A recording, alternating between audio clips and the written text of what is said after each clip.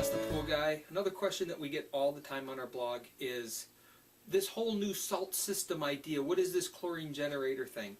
And how would I put one on my pool?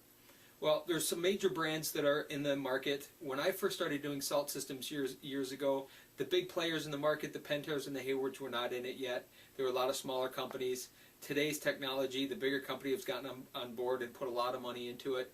So some of the major players are Hayward and Pentair, certainly have them. Astral also has a system, and then there's several others on the market. Pretty simple to transition over. Biggest thing is, which people have to get over mentally, is dumping that much salt in your pool. If you've got a 25,000 gallon pool, you're dumping 18, 19, 20, 50-pound bags of salt in your pool, and mentally that does something to people. They're thinking, I'm going to be swimming in the ocean. And quite frankly, the mixture of water versus salt is literally 1 tablespoon per gallon of water. So if you want to test and see what it would be like to have a salt system and what the taste of the water would be, because you're certainly going to have a small sense of salt there, is take a tablespoon, dump it in a gallon of water, shake it up, and take a taste. You'll get a sense of it, but it's not like the ocean. It's not overpowering.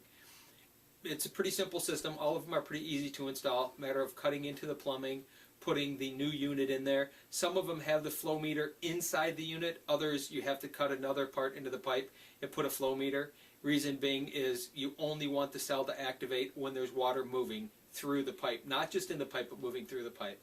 And once you've done that, it's a matter of hooking up the electrical into the, more often than not, it's a time clock, into the time clock, so that when the pump goes on, the chlorine generator goes on as well.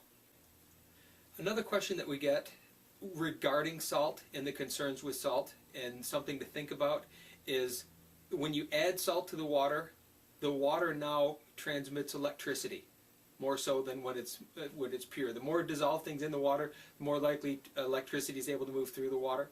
Again, not a real big concern, but there is some concern, because you're going to get more micro voltage leaks out of speaker wires and maybe broken bond wires and those types of things. If that happens, the water becomes slightly charged, and when it does, you'll have things happening in the water, electrolysis and things, where calcium will come out of solution attached to the walls of the pool, or it'll attack the metals in the pool, anything that's metal that's inside in the pool. Simple solution. There's literally nothing to it. It's get a piece of zinc. It's called a zinc anode. It's called a sacrificial anode. You put that in the skimmer. They make them so they can be screwed right to the bottom of the skimmer. There's also a unit that can be plumbed in back at the equipment, and that zinc anode is called a sacrificial anode.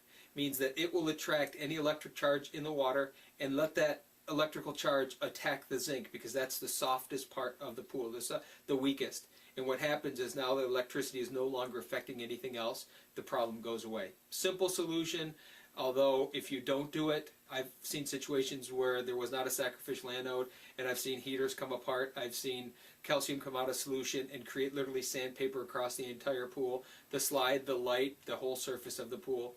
That can happen in a case where you have some electric voltage in the water. So just be a little bit cautious with that. Sacrificial anode, easy to get. Any pool store has it. Order them online. Again, we have them online. AskThePoolGuy.net. We have a store there where you can buy all these products we talk about as well.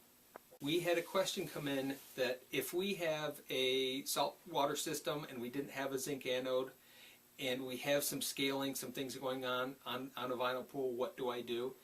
Well, there's really no easy solution in vinyl, as far as I know. In gunite, what we've done in the past is we've literally drained the pool, scraped the surface, polished the surface, and acid washed it and gotten it off. In a vinyl pool, I don't really have a great solution for you. Probably the best thing to do is replace the liner, or live with it until it's time to replace the liner, and then go ahead and put a new liner in, and make sure that you have a zinc.